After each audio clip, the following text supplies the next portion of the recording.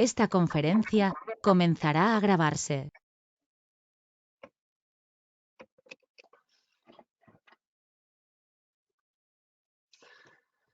Bien, pues vamos a dar comienzo a una sesión especial en la que vamos a reflexionar, ya pasado el tiempo, sobre un libro que coescribimos Alberto Terrer y yo, no recuerdo ya hace cuánto tiempo, sobre espiritualidad y biocentrismo, biocentrismo y espiritualidad. Esto va a ser pues una reflexión sobre la vigencia del contenido del libro pasado el poco tiempo que lleva el libro escrito, pero sobre todo también pues explorar la vigencia que puede tener ese contenido respecto de esta nueva situación que estamos viviendo a nivel internacional y sobre el futuro que puede dejar esta crisis sanitaria y económica, sobre todo respecto de un mundo que muchos pensadores están ya coincidiendo en que será un mundo nuevo. Desde luego ya en el libro, Alberto y yo aventuramos que, como decíamos, en esta terminología común que utilizamos, aventurábamos que se estaban empezando a actualizar en las mentes de los humanos algunos ideales elevados, algunos ideales sublimes que simplemente estaban latentes en la humanidad, estaban en potencia de llegar a ser algún día ideales asumidos, conscientes y puestos en práctica en nuestro mundo. Desde el biocentrismo se adelanta que los ideales que se actualizarán de seguro y que ya llevan pues comenzando a actualizarse desde la segunda mitad del siglo XX y en esta primera parte del siglo XXI es la cuestión de que los intereses de cualquier ser vivo, adopte la forma que adopte, simplemente por el hecho de vivir, merecerían la misma valoración que las de los seres vivos más inteligentes y evolucionados como somos pues la especie humana. Desde la espiritualidad pues sencillamente se llega a la misma conclusión, aunque partiendo de algunos fundamentos pues algo más metafísicos y más profundos. Y realmente pues la humanidad ha ido actualizando muchos potenciales a lo largo de los últimos 2 o 3 siglos, principalmente en el siglo XX, sobre todo pues relativos a la igualdad de todos los hombres, ¿no? La última gran revolución pendiente, al menos de reconocerse expresamente, era precisamente el biocentrismo. La igualdad de todo ser vivo por el mero hecho de vivir, con independencia de su inteligencia, su capacidad de sentir, o que estuviese dotado de un cerebro o no.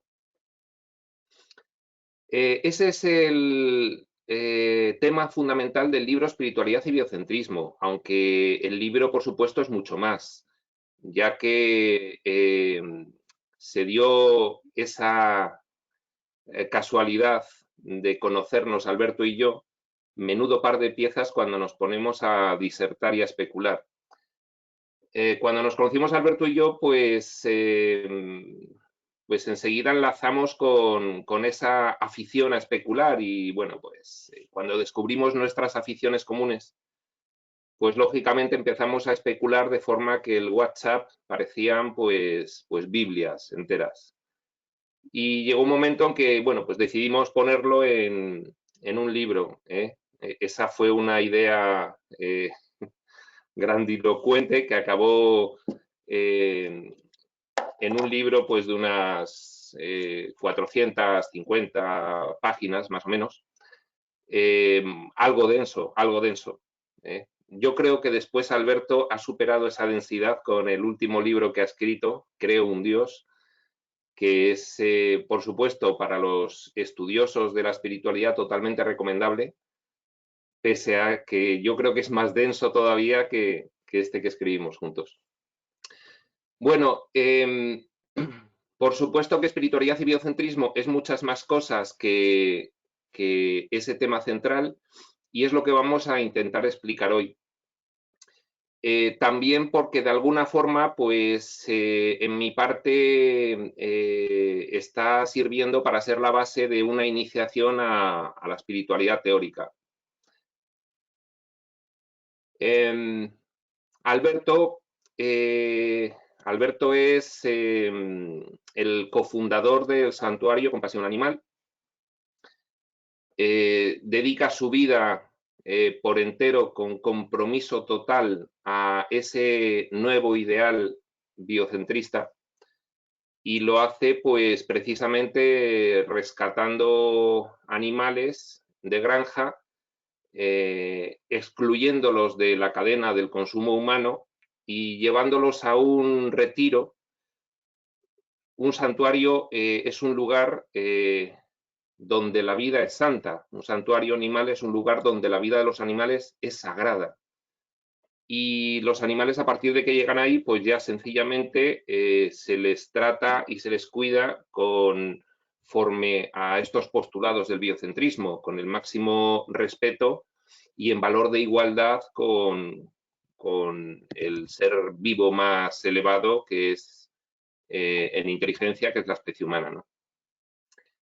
El llevar un santuario es algo que puede parecer muy bucólico desde fuera, muy bonito, pero realmente de no existir un compromiso previo completo y total, como el que tienen Alberto y Laura en el santuario Compasión Animal o cualquier otro santuario que haya logrado sobrevivir, porque poner en marcha un santuario es una aventura extraordinaria, llena de complejidades y de obstáculos y en el caso pues del santuario Compasión Animal o del santuario vegan que lo llevan pues Eduardo, hermano de Alberto, y Laura Luengo.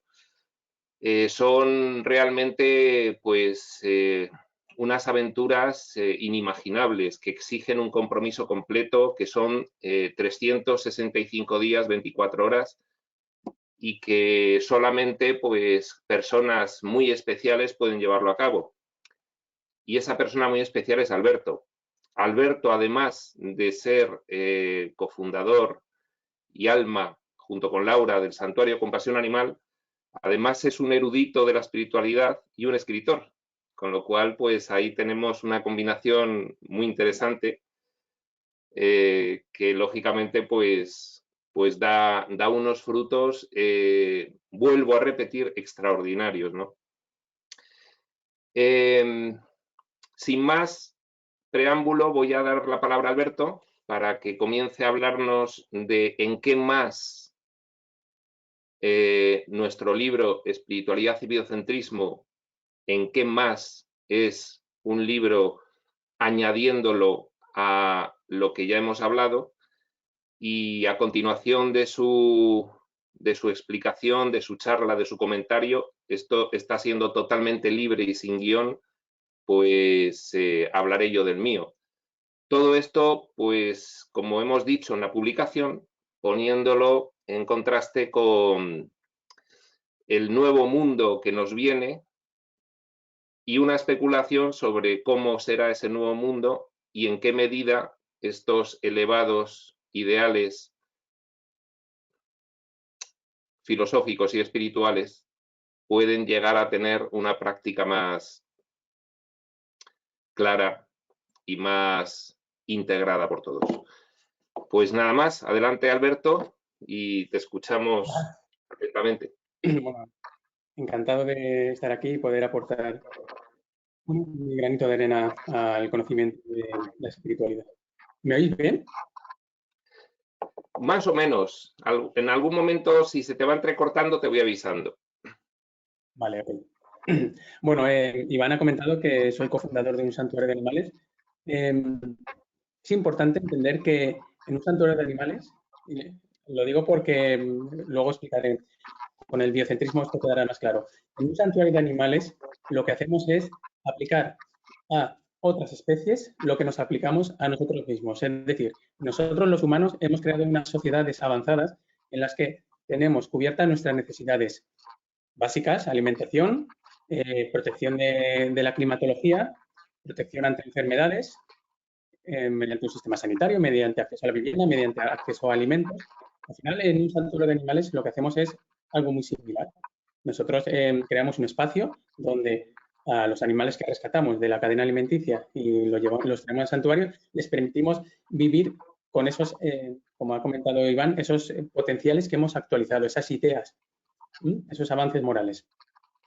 Bueno, el biocentrismo es una idea filosófica. Parte de la base que cualquier ser vivo, por el hecho de ser vivo, debería tener unos intereses que deben ser protegidos. Lo que pasa es que desde la espiritualidad se llega a la misma conclusión por otra vía. Cámara. ¿Perdón? No, ya no pagaste, ¿no? Okay. Ah, no. ¿La cámara la puedes activar? A ver, que voy a cortar el micrófono. Vale, Vamos. Y tal vez los tienen bloqueados, ¿no? Un momento.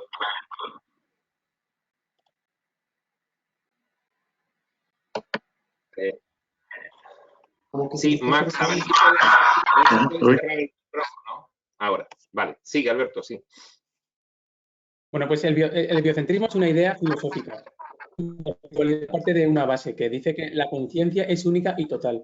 Hablaríamos de la conciencia que todo ser vivo comparte. ¿Bien? En verdad, estamos llegando a la misma conclusión. Estamos llegando a una conclusión. Y es que si por la parte filosófica del biocentrismo, todos los seres vivos, por el hecho de estar vivos, tenemos unos intereses que deben ser respetados, desde la espiritualidad llegamos a una conclusión similar, que es, si todos compartimos esos atributos de la conciencia, de alguna manera tenemos también que respetar los intereses de cualquier ser vivo, de cualquier especie.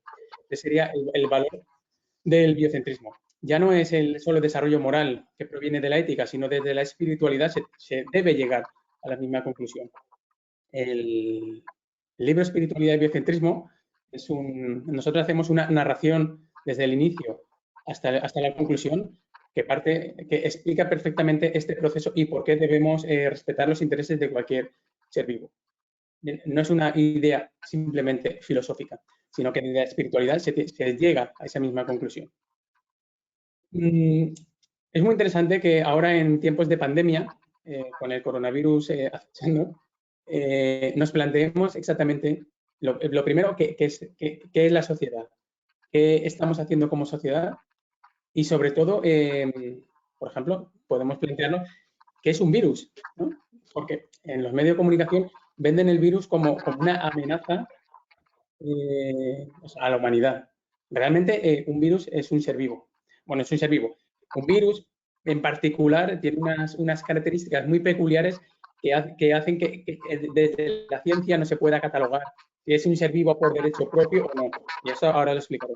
Pero un virus es un ser vivo, como cualquier otro, que tiene dos preocupaciones fundamentales y son repararse para sobrevivir y replicarse, reproducirse. Esto lo hace un virus, lo hace una planta, lo hace una bacteria, lo hace una célula, lo hace un humano, lo hace una rata, lo hace una mosca, lo hace absolutamente cualquier ser vivo. Esos dos principios, la reparación y la replicación. La característica fundamental de un virus es que no puede replicarse por sí mismo porque carece de esa capacidad. Entonces lo que hace es parasita, infecta se mete dentro de una célula y cuando la célula se replica, por ejemplo, mediante la mitosis, crea una copia del virus. Así tendría ya 2 copias. Esto es lo que hace un virus en un análisis muy simple y básico. Es mucho más complejo, ¿no? Pero bueno, básicamente lo que persigue es eso. Entonces, no es que sea una entidad maligna, centralizada, que busca desafiar la civilización y arrastrarla a un tiempo oscuro y destrozarla. Simplemente son pequeños seres microscópicos que quieren sobrevivir y se quieren reproducir de forma compulsiva. Como todos los seres vivos, intentan reproducirse de forma compulsiva. De hecho, cualquier ser vivo, si no hubiera un límite a su capacidad de reproducción, acabaría por llenar ese entorno de copias de sí mismo. Eso es lo que hacemos todos los seres vivos. Tendemos a hacer eso. Lo que pasa es que son tanto los seres vivos que estamos interactuando en un entorno que al final unos se devoran a otros, hay competencia y hambre y al final se crea ese falso equilibrio que es cuando abunda uno, lo hace en detrimento de otro. Cuando este, por ejemplo, ha acabado con todo el alimento, al final empieza a descender su número de población y empieza a ascender el otro. Y se van creando esa falsa sensación de equilibrio, pero no es eso, es una tragedia en la que de seres vivos están falleciendo. Perdona, es que me he hecho un guión porque, como ha comentado Iván, el libro es muy denso, tanto espiritualidad y biocentrismo como creo en Dios, entonces para no meterme en demasiados berenjenales con demasiada profundidad y hacerlo más ameno, me he tenido que hacer un pequeño guión, si no me pierdo. Me gusta mucho, como dice Iván, nos gusta mucho a los dos enredarnos. Bien, es importante, y esto es una de las bases del libro, que de ambos libros, tanto el libro Espiritualidad y Biocentrismo y el libro que en Dios, que yo parto de la siguiente base. La naturaleza en sí mismo no es algo bucólico, ni ideal, ni deseable. La naturaleza, cuando miramos un bosque, estamos viendo algo que parece una perfecta armonía, pero no es eso. La naturaleza es inevitable. Es decir, sin un tercer ente que esté controlando lo que sucede en un entorno, lo que acaba sucediendo es la naturaleza, que es la falta de intervención. Es decir, seres vivos devorándose unos a otros, compitiendo unos con otros. Lo que he dicho antes de los equilibrios, que unas especies aumentan en detrimento de otras, luego a la inversa, y se crea esa falsa sensación de equilibrio. Y parece que estamos en un entorno armónico, pero no es verdad. La naturaleza no es deseable. ¿Pero por qué digo que no es deseable? Solo tenemos que mirar nuestra sociedad. En nuestra sociedad nosotros hemos creado las ciudades. Las ciudades es lo más lejos posible que podemos estar de la naturaleza. No estamos sometidos a las inclemencias del tiempo, como se está en la naturaleza. No estamos sometidos a la falta de alimento mediante, por ejemplo, las sequías o simplemente el ataque de otros o de otras especies que pueden acabar con el alimento que tenemos nosotros. Y además, obviamente, hemos creado una red sanitaria, hospitales, y cuando nos ponemos enfermos, pues nos curamos. Eso no sucede en la naturaleza, no tienen nada de eso. Fijaos, ahora con lo más parecido, lo más cerca que estamos de la naturaleza es esto que ha sucedido con el coronavirus. Ahora, de repente, estamos como el resto de animales. Esto sucede en la naturaleza. Que llegue un virus y acabe con poblaciones enteras de especies, esto es el día a día de lo que sucede en la naturaleza, pero no nos ha gustado nada. Hemos dicho, esto no tiene nada que ver con lo que nosotros hemos creado. Nosotros queremos estas ciudades donde estamos súper protegidos y no nos gusta que vengan aquí un pequeño microorganismo y nos desestabilice todo. No nos gusta la naturaleza. Creemos que sí, la naturaleza nos gusta para verla en fotos, para pasear por ella y volver a nuestro lugar confortante. Y nos creemos que el resto de especies a lo mejor no les gustaría poder disfrutar de todo eso. Y esos son potenciales actualizados. Pero no hay más que ver un perro o un gato, prefiere estar al lado de una estufa que está buscando alimento por callejones, ¿no? Eso es probable que sea aplicable, bueno, es probable, no, eso es aplicable a cualquier especie. Otra cosa es que un león no quiera entrar en nuestra casa, compartir nuestro sofá, ¿vale? Por lo obvio. Pero esto es aplicable a todos. Quiero decir que al final tenemos que entender lo que es la naturaleza. La naturaleza no es nada bucólico, la naturaleza es lo que sucede si nadie pone remedio a ello. Lo que sucede es que unos se van a devorar a otros, unos van a competir con otros y eso va a generar un sufrimiento interminable. Desde el punto de vista de la ciencia, pues bueno, se ha creado todo un sistema de medición de lo que sucede en la naturaleza y le llamamos pues biología, le llamamos ecología, le podemos llamar de muchas formas. Desde la espiritualidad no hay o no había demasiada información al respecto. Nunca se habla de exactamente lo que sucede en esa naturaleza o se menciona muy poco. Generalmente la espiritualidad suele estar muy enfocada a la especie humana, a lo que sentimos, a lo que podemos, a lo que proyectamos, a lo que somos capaces de alcanzar. Y en su análisis muchas veces deja fuera a esas otras especies. Pero si todos somos parte de la conciencia, y eso ahora lo desarrollaremos, si todos somos parte de la conciencia, entonces desde la espiritualidad tenemos que plantearnos en qué punto estamos y qué es lo que queremos conseguir como sociedad, como mundo. Bueno, así que vamos a empezar a entrar en materia. Digo que la conciencia es única, es total. La conciencia, tal como defendemos en el libro Espiritualidad y Epicentrismo, también en Creo en Dios, tiene un origen. La conciencia da lugar a lo que llamaríamos el universo mediante la percepción. Si estáis familiarizados con la espiritualidad, por ejemplo, un curso de milagros o incluso el libro de Urantia, etcétera, ahí se habla o se puede llegar a la misma conclusión que la percepción es la que genera el universo. Digamos que la ciencia parte de dos posibilidades. El análisis tiene que partir de dos posibilidades. Una, el análisis científico y otra, el análisis espiritual, que siempre han estado reñidos. La ciencia nos dice que el universo existe porque sí. En algún momento se inició y ahí está. Y que la vida no es más que una consecuencia del nacimiento del universo, una consecuencia por azar, mediante una especie de reacciones físicas y fisiológicas que se han ido creando, y aquí estamos. Nosotros ahora mismo dando una charla porque sí, por azar. Y luego está la parte espiritual que dice no, la conciencia es algo que había antes y al percibir generó el universo. Y el universo no deja de ser una reacción al hecho de percibir. Es decir, yo mediante la percepción estoy generando el universo. Si ahora la vida desaparece y ya no hay ningún ser vivo percibiendo, el universo no existirá, porque es una reacción a la percepción. La cuestión es que es importante que entendamos, si la vida surgió por azar, como dice la ciencia, ahora mismo estamos aquí porque ese primer ser vivo hizo las dos cosas básicas que definen la vida, que es la capacidad de repararse y la capacidad de replicarse. Lo que pasa es que la capacidad de repararse y la capacidad de replicarse, si lo analizamos, la capacidad de repararse es curarse a sí mismo. Y la capacidad de replicarse es crear copias de mí mismo, la reproducción. Si analizamos exactamente cómo sucede la reparación o la replicación, entenderemos la complejidad que lleva. Lo primero, una estructura que se repara, primero tiene que tener conocimiento de cuál es su estructura. Es decir, imaginemos un triángulo que es así. Esto es por simplificar muchísimo. Un triángulo que es así. Si ahora el propio universo que tiende a la entropía hace que, por ejemplo, acabe siendo así, el ser vivo, la estructura, lo que hará es forzar para volver a ser así. Y cada vez que se deforme de alguna manera, siempre volverá aquí. Es decir, sabe en qué estado estaba, sabe cuáles son los cambios que han sucedido y sabe cómo tiene que repararse para volver a ser un triángulo perfecto. Esto requiere conocer, requiere conocimiento. No son simples reacciones a algo que sucede. Una piedra, si la partes por la mitad, tienes dos mitades de una piedra. Pero tú puedes hacer así y unirla, pero no lo hace ella misma, no hace y se une.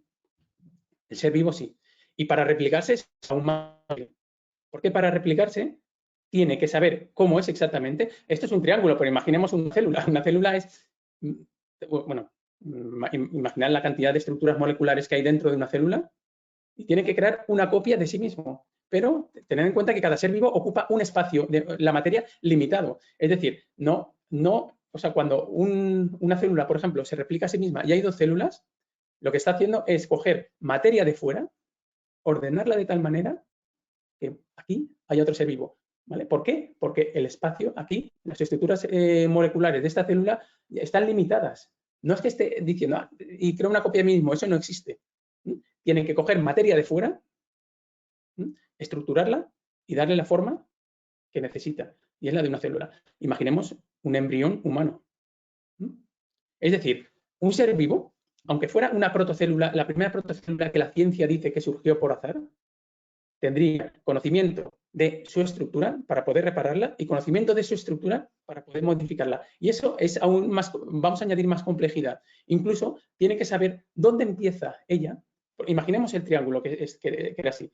¿Qué pasa si ocurre un cambio en la estructura de las moléculas aquí, justo fuera del triángulo? Sabe que no es su estructura. Por lo tanto, no va a actuar solo cuando esté aquí, cuando suceda dentro de su triángulo, es decir, sabe perfectamente dónde empieza y dónde termina su estructura. Y eso lo hace también en la replicación, tiene conocimiento de sí mismo, cualquier ser vivo. Hablamos de mente y hablamos de inteligencia, de la conciencia, y no pensemos en una mente como una mente racional humana o la de un mamífero que es capaz de razonar y capaz de solucionar problemas, sino entendamos que los seres vivos, todos los seres vivos, tienen una capacidad básica, que es la capacidad de interactuar con el entorno. Comprenden el entorno, saben cuál es su estructura, saben qué no es su estructura, qué es el resto, el entorno, e interactúan con ella. Esto es importantísimo porque la diferencia entre la materia inerte y la materia viva, las estructuras vivas, es que existe una intención, una voluntad. La materia inerte está sujeta a la inercia, de ahí viene la palabra. Entonces, si yo empujo una canica, la canica rueda, rueda, rueda y se detiene. Yo, como humano, soy causa de una consecuencia. Soy causa al empujar la canica que se va moviendo. La canica no puede moverse por sí misma. Tiene que tener un impulso previo. Yo, como ser vivo, y puedo iniciar en cualquier momento, puedo ser causa de cualquier cosa. Cada ser vivo puede hacer lo mismo en su ámbito. Obviamente, en el libro creo que pongo el ejemplo que una bacteria no puede tocar el violín. ¿Vale? ¿Por qué? Porque cada uno tenemos unas capacidades potenciales según nuestra estructura y según nuestra capacidad, nuestra estructura perceptual. Percibimos el universo de una manera. Por ejemplo, una bacteria, ahora mismo, si yo me siento en esta silla, yo interactúo con esta silla, pero un ser microscópico no interactúa como yo, se puede meter entre las estructuras de la silla, no ve una silla, no percibe una silla. Esta silla la he creado yo, la percibo yo, pero no existe. Es una reacción a la percepción. No vamos a enredarnos mucho con la percepción, para eso está el libro, para poder andar perfectamente, porque si no esto se nos va a ir. Bueno, pero quiero aclarar, es importante que entendamos lo que es un ser vivo y lo que es y lo que no. Y para que entendamos que decir que todo esto surge por azar es muy, muy, muy atrevido. Es mucho más lógico pensar que hay algo que es la conciencia, ha ido siempre y que se manifiesta en cada ser vivo. Y se manifiesta en cada ser vivo, y el hecho de que se manifieste en cada ser vivo nos tiene que hacer pensar una cosa. O bien, da la casualidad que cada vez que nace un ser vivo tiene esa peculiaridad que es la conciencia, y da la casualidad que se repite en todos los seres vivos, o que es que la conciencia tenga un origen común a todos los seres vivos. Me gusta pensar en la conciencia como una actriz que va a interpretar papeles, y cada ser vivo es un papel que interpreta, es una instancia de sí misma.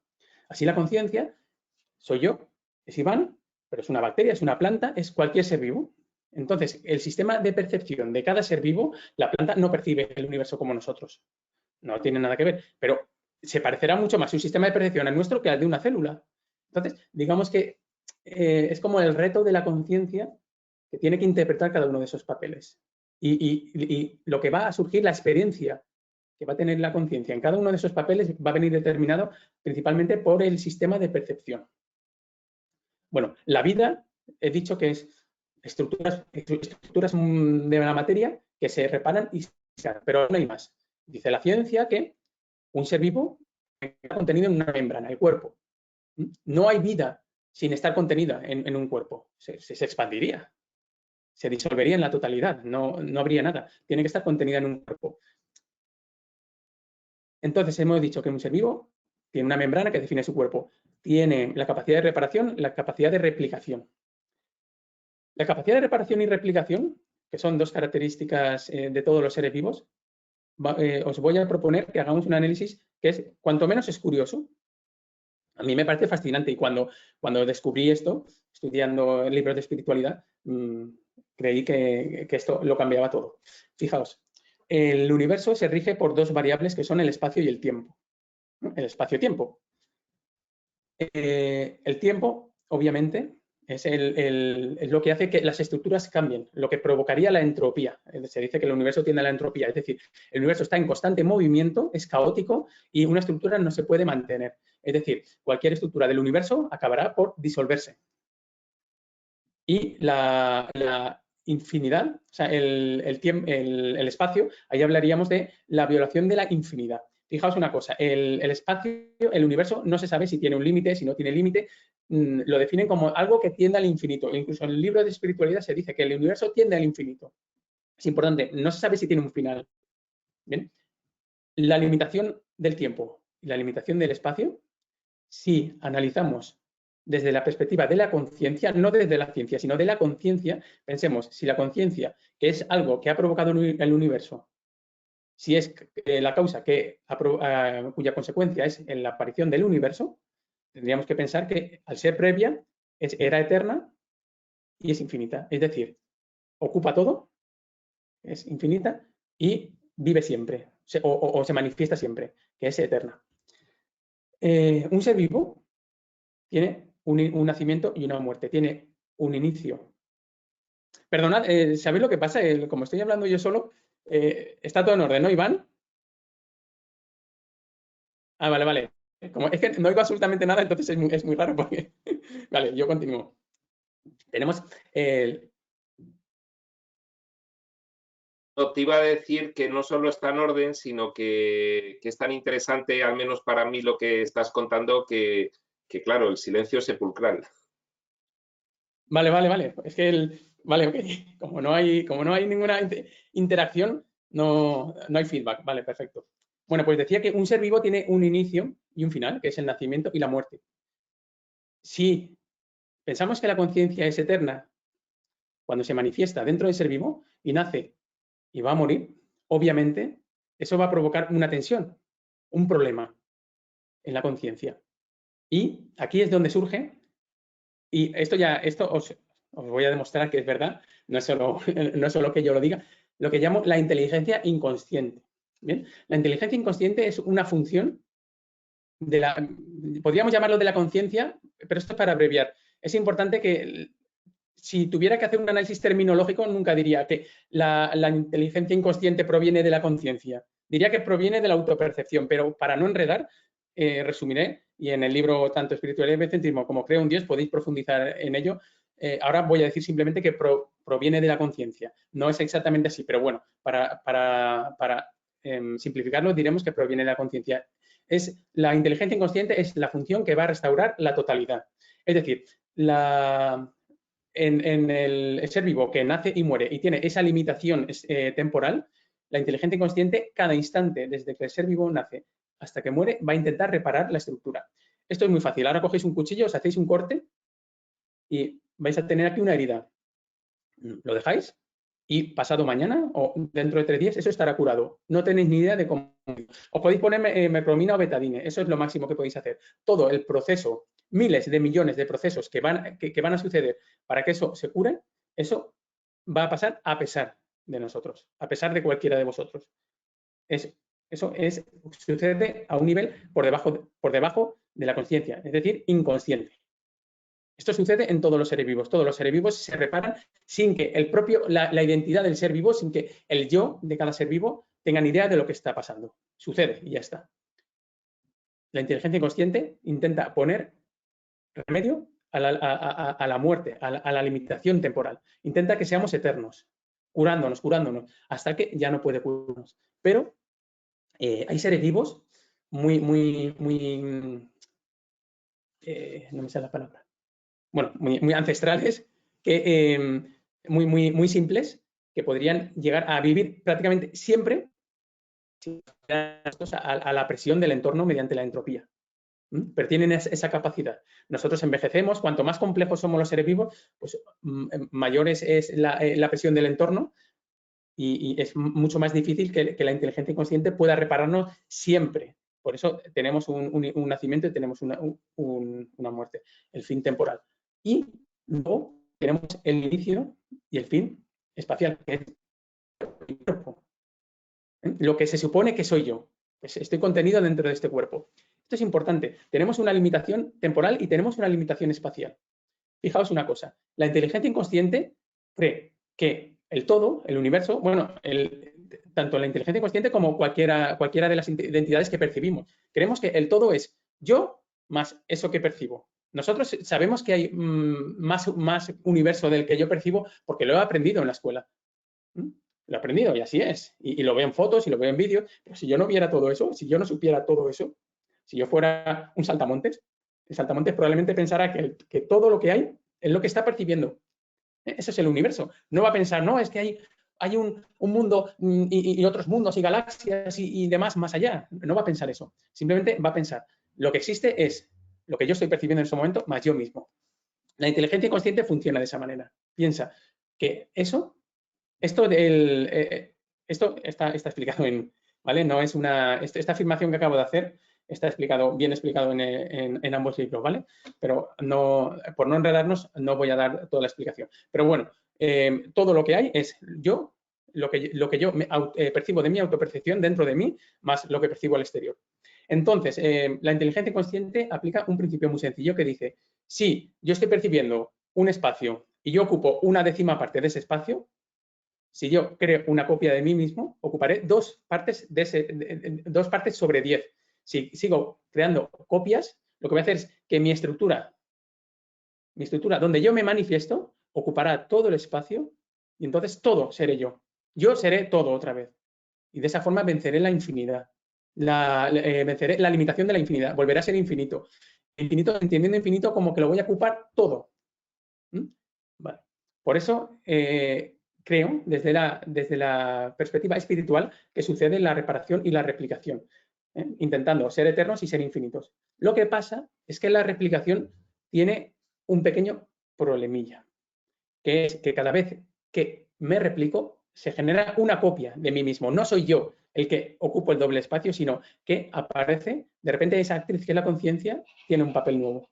Y este nuevo ser vivo, este era yo, me he replicado, ahora soy 2, percibe. Y al percibir, amplía el universo y tiene su propio universo. Entonces dice, vaya, ocupo una parte de 10 y empieza a replicarse. Y cada réplica verá el universo y dirá, vaya, ocupo una parte de 10, una parte de 10. Y esto, si lo hacemos exponencialmente desde el inicio de la vida hasta ahora, ¿qué tenemos? Tenemos una infinidad de seres vivos replicándose compulsivamente. Todos nos replicamos compulsivamente. ¿Por qué? No tiene ningún sentido. Dice la ciencia, para perpetuarse, pero es que crear una copia de mí mismo no me perpetúa. La única forma de perpetuarme a mí mismo es yo me reparo, me curo, entonces vivo siempre, entonces me perpetúo. Pero crear copia de mí mismo no me perpetúa. Como estamos creando copias de nosotros mismos, el universo, fijaos, tiende al infinito. Al principio había dos seres vivos, no uno, esto está explicado en el libro Creo un Dios, pero bueno, había 2 seres vivos y estos seres vivos empezaron a percibir, claro, el universo era, imaginaos, el resultado de la percepción de 2 protocélulas. Al ir replicándose, al final, ¿qué tenemos? Un universo que tiende al infinito. Exactamente lo que tenemos ahora. Y no solo eso, sino que encima la entropía,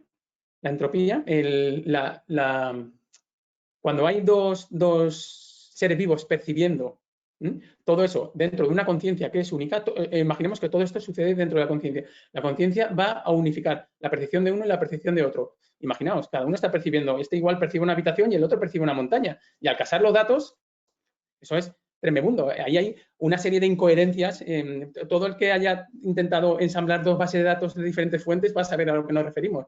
Eso es un caos. Intentar coger 2 bases de datos que no tienen la misma estructura genera muchísimos errores.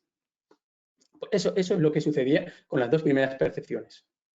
Así que lo que se obtuvo es un escenario muy entrópico.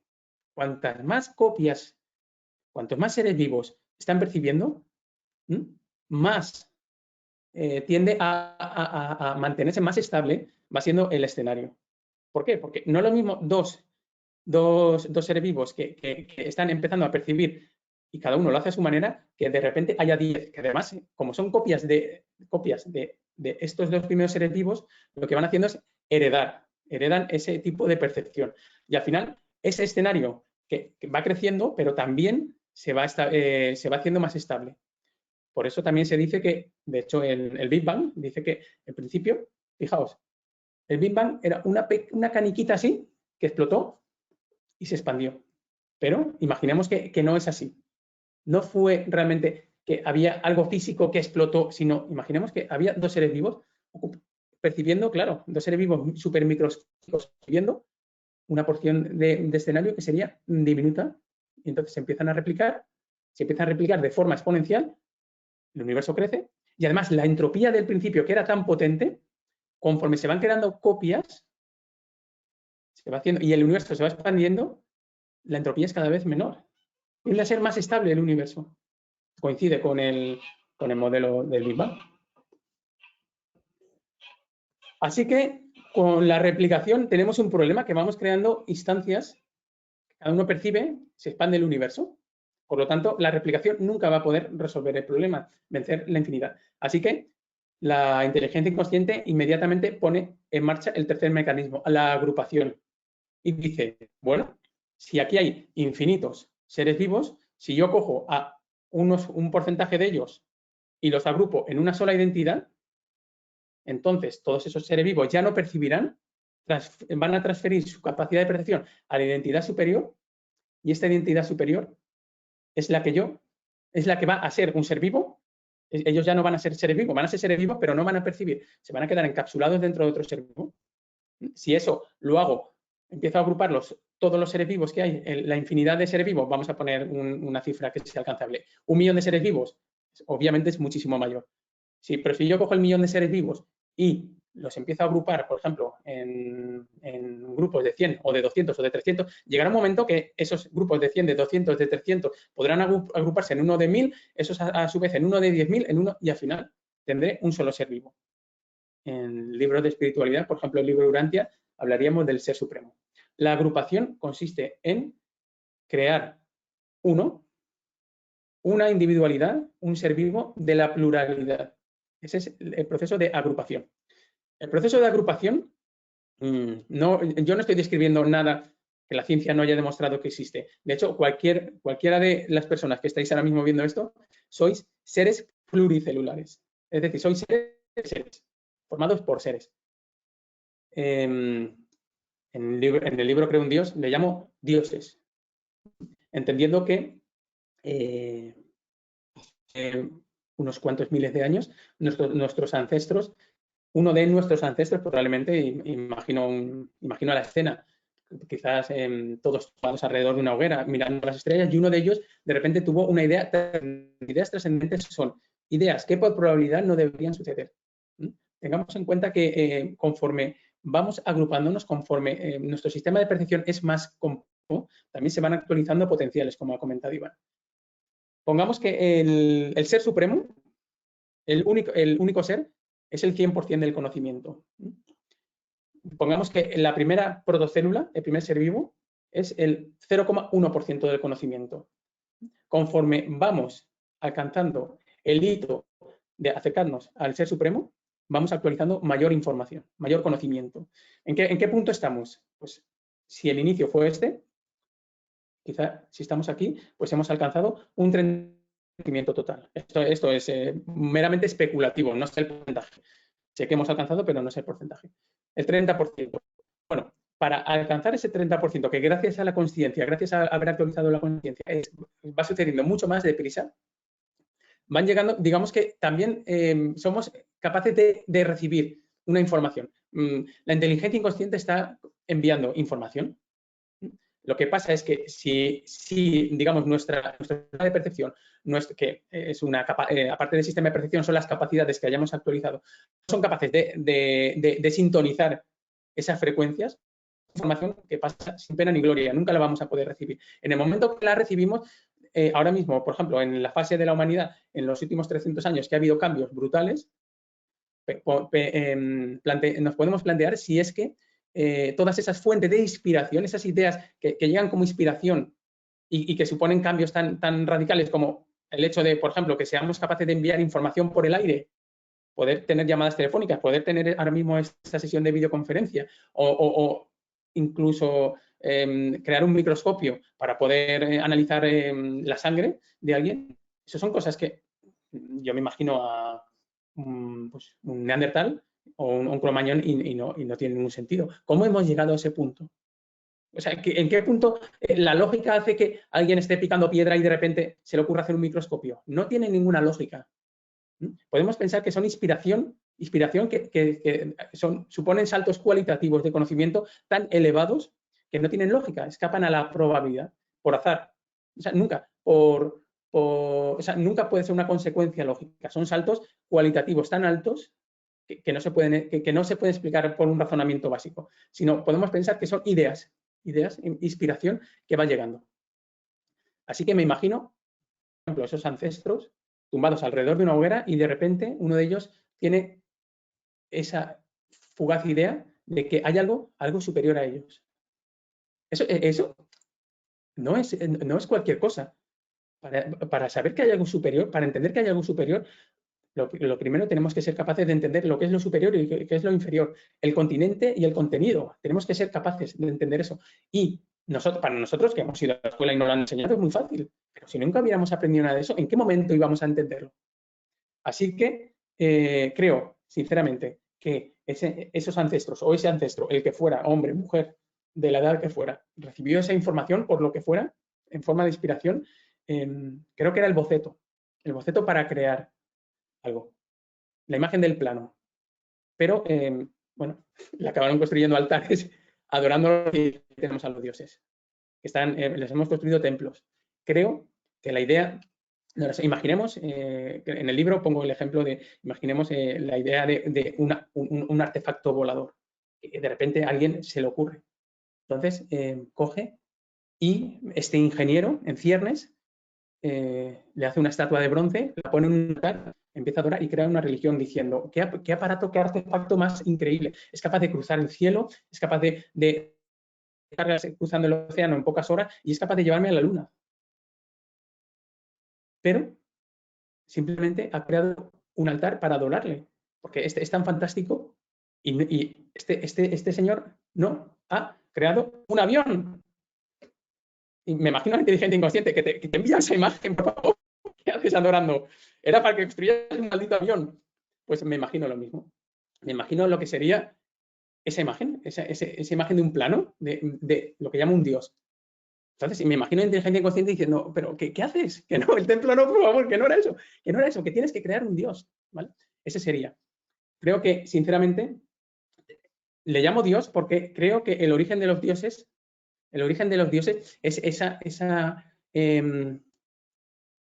ser de seres del que tenemos que formar parte nosotros. Igual que hay células que forman parte o sea, que nos forman a nosotros, creo que los seres pluricelulares lo que tenemos es una tendencia a agruparnos para crear otro ser, que será el ser de seres, que será nuestro dios, o nuestra diosa, o como le queramos llamar.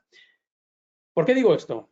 El proceso de agrupación no es algo que alguien se saca de la manga. Simplemente tenemos que hacer un análisis de nuestra sociedad.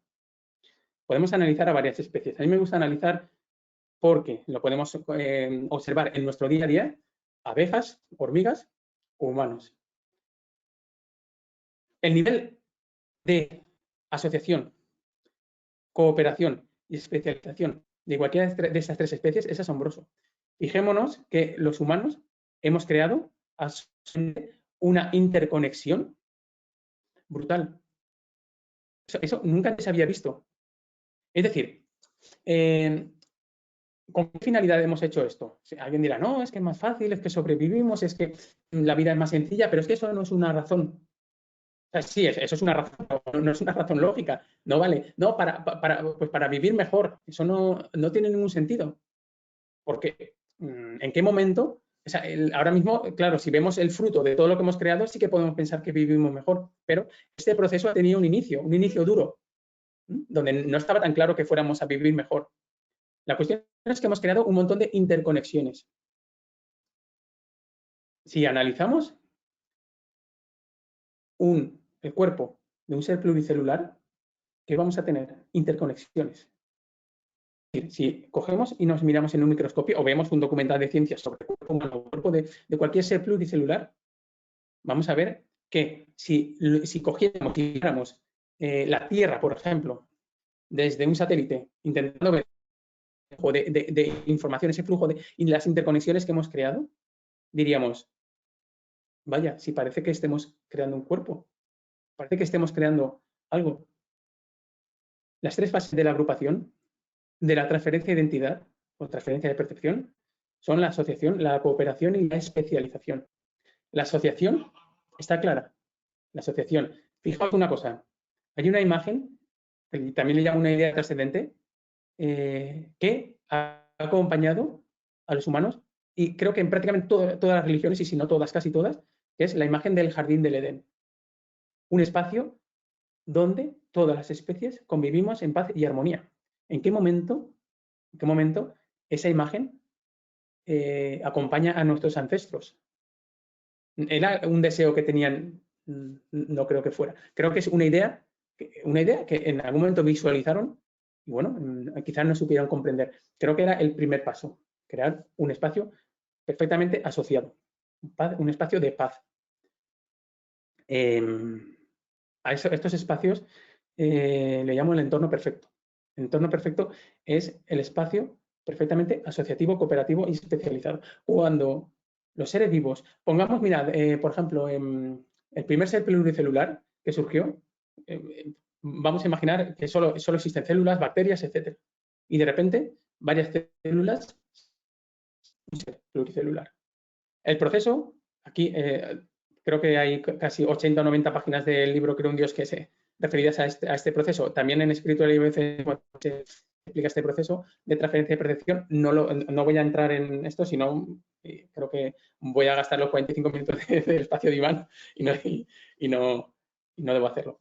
El proceso de transferencia de percepción es el proceso mediante el que renuncio a mí para formar parte de algo superior. Pero eso es algo que hacemos ya. Nosotros ahora mismo no somos, yo no soy solo yo, soy yo más la sociedad, digamos, la sociedad de la que formo parte. Esto lo hacen todos los seres vivos cuando empiezan a agruparse. Esto es el proceso de asociación. Después le sigue la cooperación. Cuando el proceso de asociación es suficientemente estable, empieza el proceso de cooperación y luego el proceso de especialización. Un ejemplo, las hormigas, un ejemplo, los humanos, un ejemplo, las abejas. Asociación, cooperación y especialización. Esas son las tres fases que definen el entorno perfecto, el jardín del Edén. El libro Creo un Dios, el libro Espiritualidad y Egocentrismo, lo que digo es que esto va a suceder. Esto va a suceder porque hay una parte innata de nosotros, una parte inconsciente de nosotros que tiende a la agrupación. Todos los seres vivos tendemos a la agrupación, pero lo único que se tiene que encender es el interruptor. Hay un interruptor. El interruptor, ¿cuándo se enciende? Simplemente cuando las condiciones para que se inicie se acercan a las necesidades. Es decir, todas las especies tienen una necesidad de el entorno.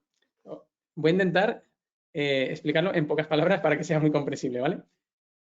Simplemente las circunstancias se tienen que acercar a las necesidades para iniciar en una especie el proceso de transferencia, ¿vale? Todas las especies, todos los individuos de todas las especies, tenemos un punto en el que se va a iniciar ese proceso. Cuando las circunstancias se acerquen aquí, empezar. Quiero decir, si ahora cogemos, por ejemplo, en un laboratorio, un cultivo de células, y empezamos a modificar ese entorno de esas células, averiguando cuáles son las circunstancias que se tienen que dar para que inicien el proceso de agrupación, para crear un ser vivo pluricelular, es probable que acabe sucediendo. Y crearemos un nuevo ser vivo pluricelular. Simplemente hay que saber cuáles son las circunstancias, cuáles son las necesidades y acercar las circunstancias. Es decir, intervenir. en ese entorno para que ese cultivo donde hay células acabe siendo un ser vivo pluricelular. Pues esto mismo es lo que refleja, es decir, crear un espacio perfectamente pacífico y asociativo. Después, gracias a intervenir en ese espacio, vendrán las siguientes fases: cooperación y especialización. Y se habrá creado un Dios. En el libro Creo un Dios se llama así porque no es creo en Dios, sino creo un Dios. Es decir, no es creer, sino construir, crear. El objetivo de toda esta ponencia, toda esta explicación, es hacer ver que tenemos en nuestra mano la posibilidad de crear un Dios. De que quizá la palabra Dios, bueno, quizá no sea la más bonita para usar, puesto que tiene demasiadas connotaciones religiosas, ¿vale? Pues para crear un ser superior. Un ser superior tal como nosotros somos el ser superior de nuestras células. Y no es porque yo crea que es mejor así, sino porque si analizamos el impulso que llevamos los humanos, por ejemplo, el impulso que llevan muchas especies, la asociación, cooperación y especialización, esa agrupación con una tendencia clara. Si vemos cómo renunciamos yo renuncio a mis intereses cuando empiezo a agruparme, renuncio a mis intereses individuales en pro del bien común, eso es la parte básica de una agrupación, de una colectivización. Renuncio a mi bien individual en pro del bien común. Pero llega un momento que del bien individual que se va renunciando, llegamos al bien común y llega un momento en el que se supera, trasciende el bien común y ya pasamos a hablar del bien superior.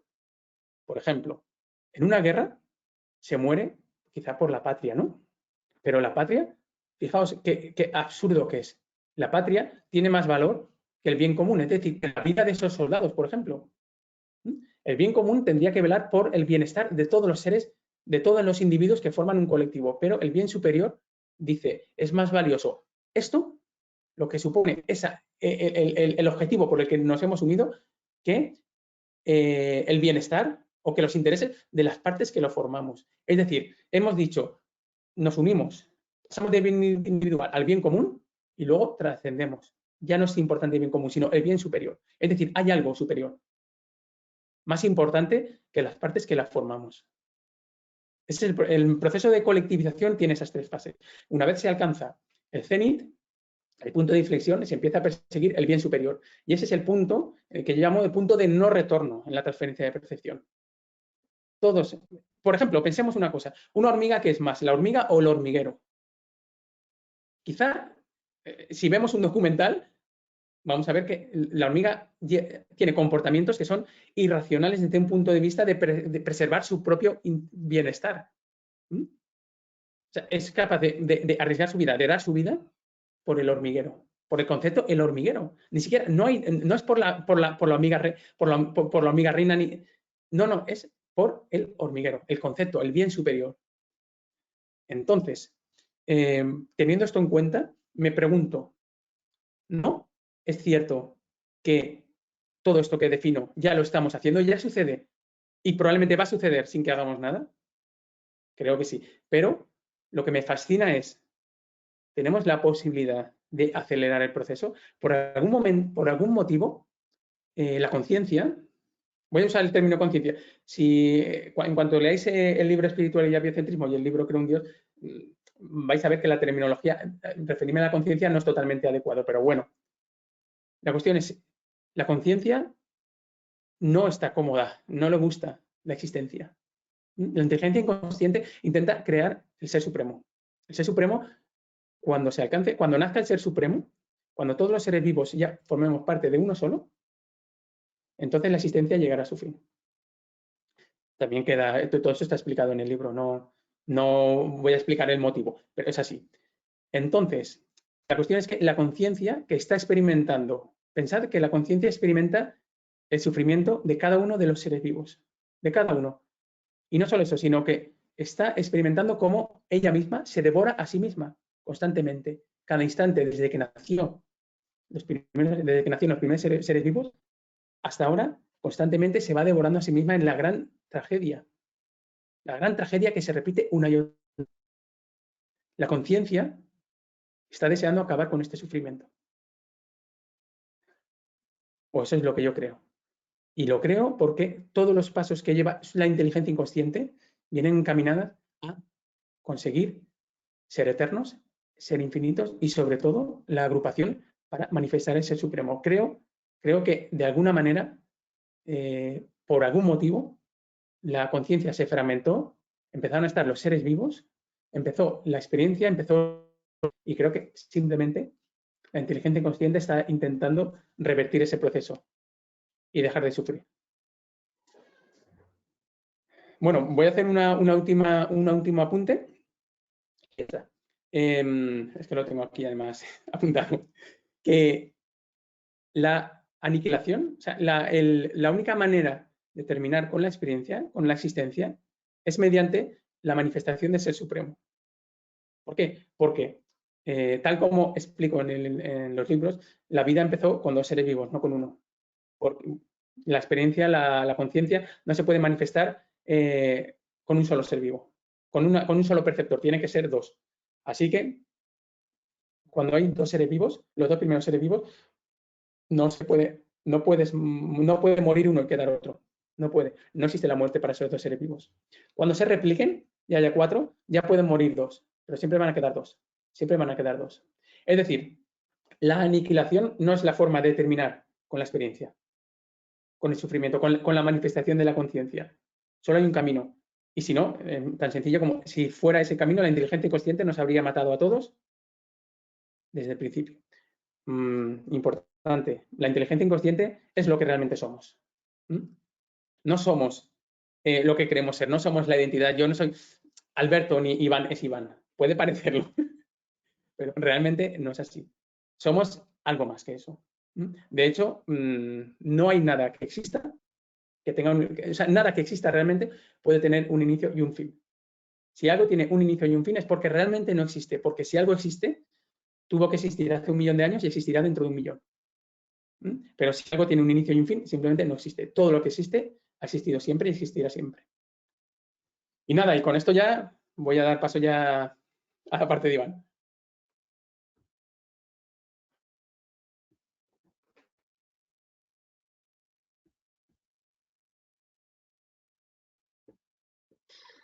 Bueno, pues Alberto, yo te diría que todo tu discurso es fascinante.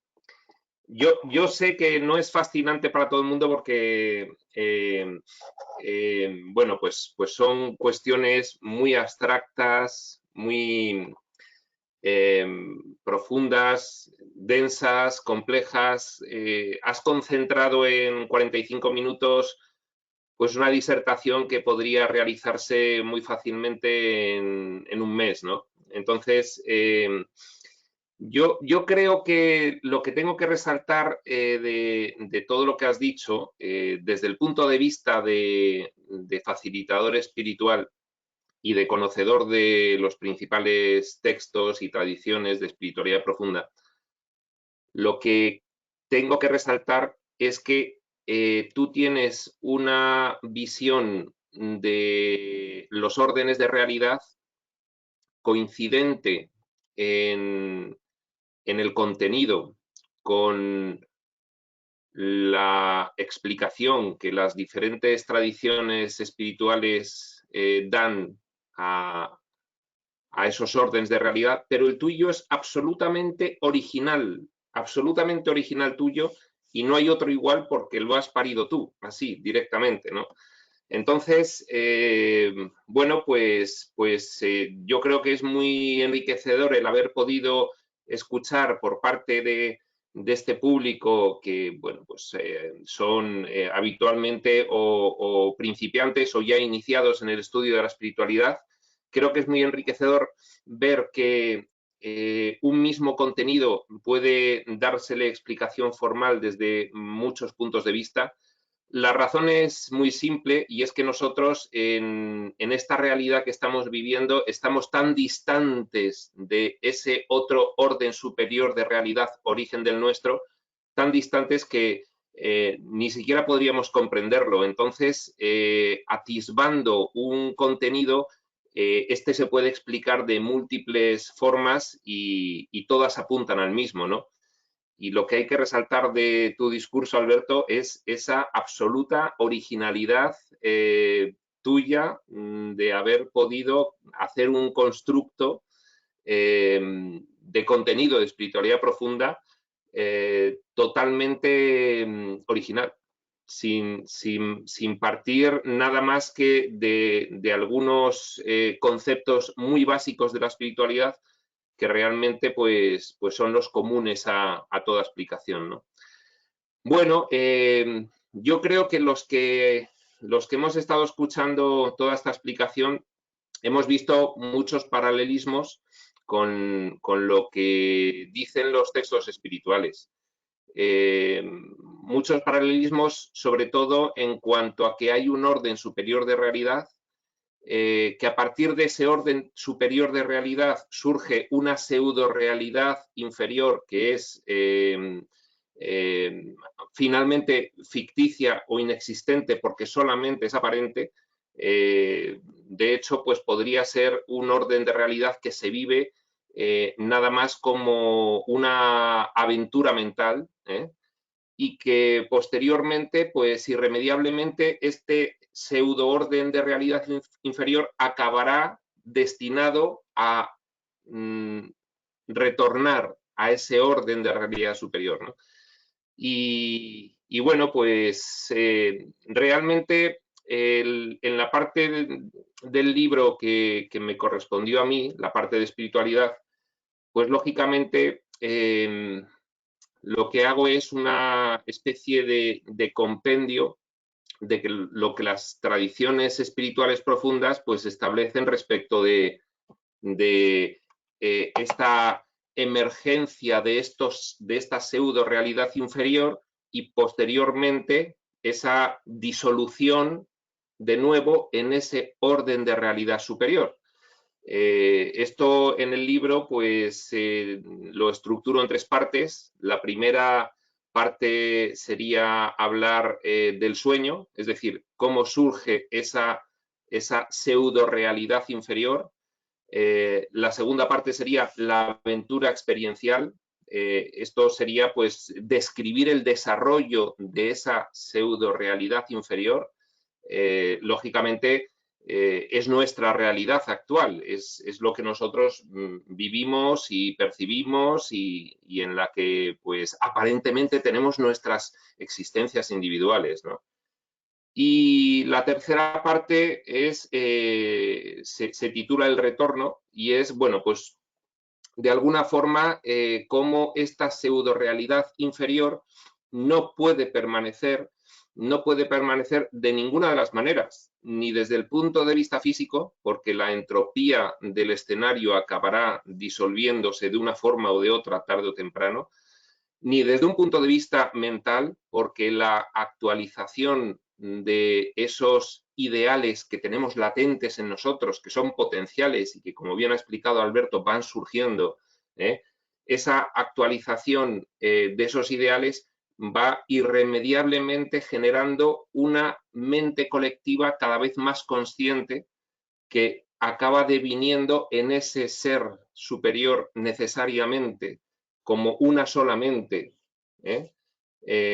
partiendo de toda esta diversidad de mentes aparentemente independientes que es lo que percibimos ahora. Y por supuesto, pues irremediablemente acabará ocurriendo esa disolución también desde el punto de vista espiritual, dado que los valores absolutamente divergentes y contradictorios que tenemos ahora mismo, cada una de estas individualidades aparentes, acabarán también convergiendo hacia unos valores comunes que poco a poco iremos integrando y asimilando todos de forma que finalmente no haya diferencia entre nosotros en cuanto a la cuestión moral, dado que todos asumiremos los mismos elevados valores morales, espirituales, que en realidad son nuestro sustrato común y que ya vamos dándonos cuenta de cuál es ese sustrato común y que ya vamos dándonos cuenta cómo vamos convergiendo hacia él. Hay una idea interesantísima que se refleja en el libro Espiritualidad y Biocentrismo, y es el de que podemos deducir que el orden de realidad superior del cual venimos es superior a la vista de que en este orden de realidad inferior, poco a poco, tortuosamente y con avances y retrocesos en forma de dientes de sierra, pero vamos mejorando, vamos a mejor. Esa distinción entre el bien y el mal que supone esta experiencia en la que nosotros estamos todos ahora mismo viviendo, va progresando y aunque todavía no se pueda apreciar con mucha claridad, porque, bueno, echas un vistazo a la historia del planeta y, lógicamente, pues lo que ves es absolutamente macabro, ¿no? De hecho, pues en la misma especie humana, el siglo XX ha sido un siglo de fuertes contrastes entre avances en todos los órdenes de conocimiento, morales, de solidaridad, de convivencia social, pero también ha sido el siglo de las grandes guerras y de las grandes extinciones entre nosotros. Entonces, podría parecer que el mundo no mejora, pero bueno, haciendo una visión retrospectiva de lo que ha sido el mundo, hablando, como ha hablado Alberto, de esas razas protohumanas y viendo lo que supone en este momento esa naturaleza que nos parece bucólica, como dice Alberto, pero que en realidad es dramática, y viendo cómo nosotros, pues finalmente estamos consiguiendo unas condiciones de vida en todos los órdenes, pues manifiestamente mejores, deducimos que el mundo tiende a mejorar, tiende hacia el bien, tiende poco a poco a ir asumiendo... Dame el móvil, deja el móvil. Dame el móvil, o es que alguien te ha dicho que lo cojas. Hay India que ha cogido el móvil. Ya. Poco a poco vamos asumiendo, vamos integrando, vamos asimilando unos valores espirituales, morales, elevados, comunes.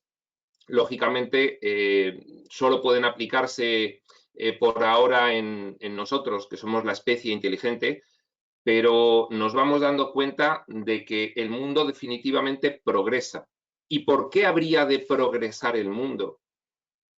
¿Por qué habría de progresar en vez de regresar?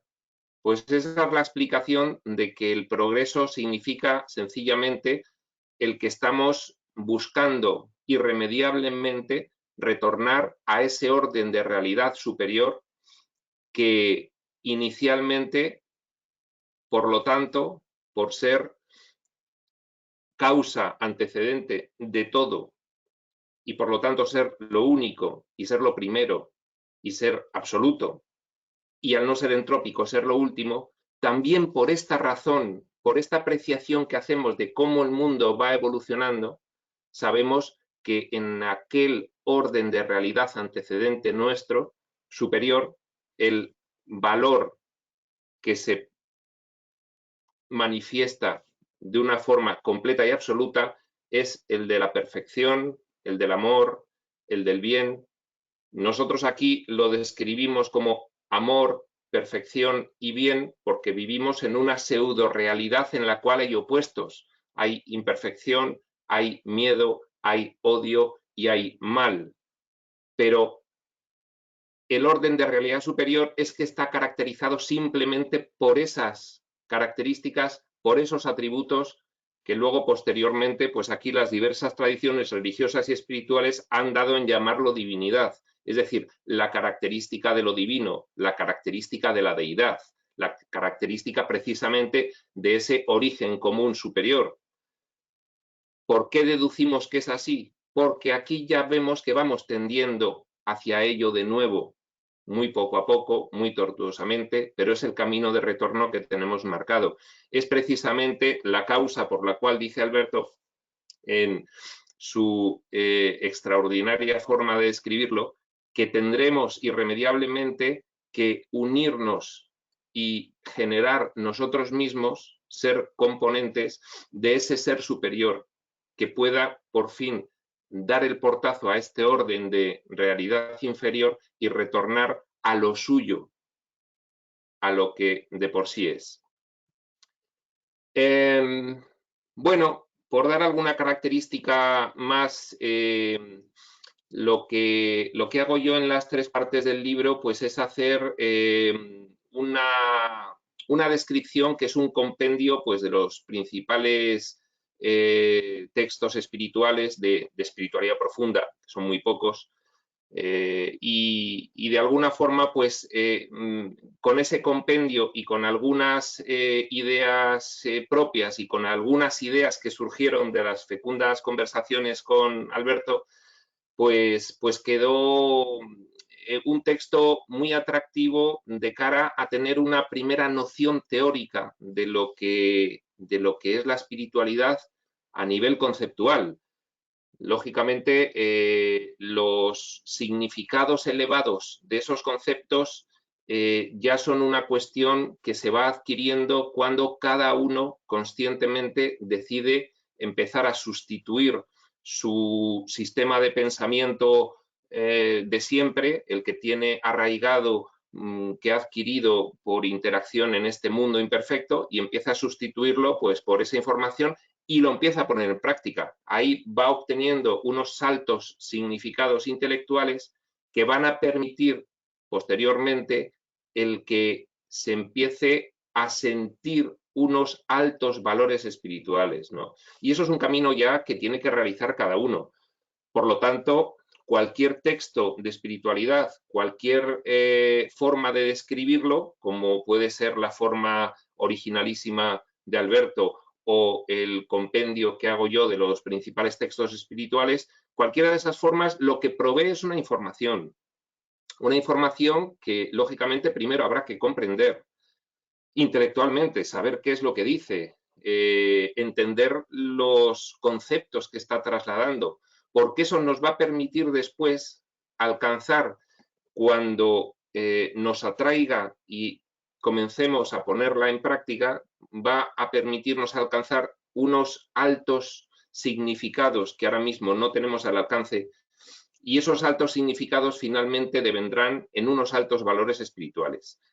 Y en eso consiste básicamente la espiritualidad cuando alguien pretende acercarse a ella. Es decir, como habéis visto, pues aquí no estamos hablando de creencias dogmáticas, no estamos hablando de imposiciones de fe, no estamos hablando nada más que de una lógica muy potente conceptual que además se propone a cada uno de nosotros para que a través de la práctica de esa lógica conceptual podamos cada uno de nosotros mismos decidir si es aplicable para nosotros, si nos hace crecer, si nos hace elevarnos, si nos hace estar mejor, y a partir de ahí tener una experiencia íntima, individual, con esa lógica en tu vida que te permita albergar una serie de altos significados y de altos valores que abren una puerta que después, pues, no tiene límite. Pero claro, esto es otra afirmación que cada uno tiene que comprobar por sí mismo. La espiritualidad como concepto es sencillamente mira, prueba y decide. Y lo podemos describir de muchas formas, pero el contenido siempre es el mismo contenido, porque solo hay un contenido, el del orden superior.